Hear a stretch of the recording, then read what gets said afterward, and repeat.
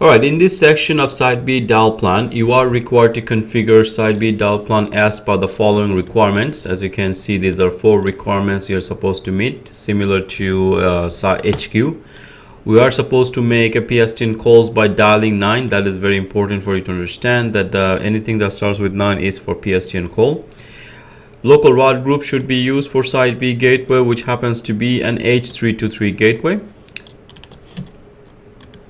And there are 5 tasks that we have to accomplish. First of all, configure local route group, create a local dialing pattern for 7-digit dialing. Make sure the caller ID is 7-digit. We have to make sure the name is sent as part of the call. We have to make sure that the format matches 2 to 9 on the what do you call the first digit after the access code, which is 9, and the remaining digit could be 0 to 9. Once we have achieved that, then we will configure our national. So first thing, I'm going to show you how to configure the local call. So let's verify the gateway first. This is my H323 gateway that is already configured on the router.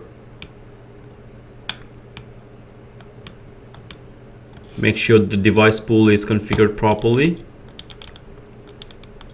Make sure the significant digit is set to 4. Calling source space should be set to Site B devices. Caller ID information should be checked with IE delivery. For both, anywhere you see IE delivery should be checked. Now, for the plus sign to work properly on the call party transformation CSS, we must remove the plus sign. So therefore, we define a calling source space that has a partition called PT called. And if you're going to select a calling source space here, make sure that use device pool calling source space has been unchecked. This is for removing the plus sign as the call coming in from the service provider. Alright, so this is done. Next step is to make sure the route group is there for this particular gateway. I have the route group assigned to it. And once the route group is assigned, now let's go to the device pool. I have 2 device pool, one for cube and one for Site B. I will apply that route group to both of my device pool.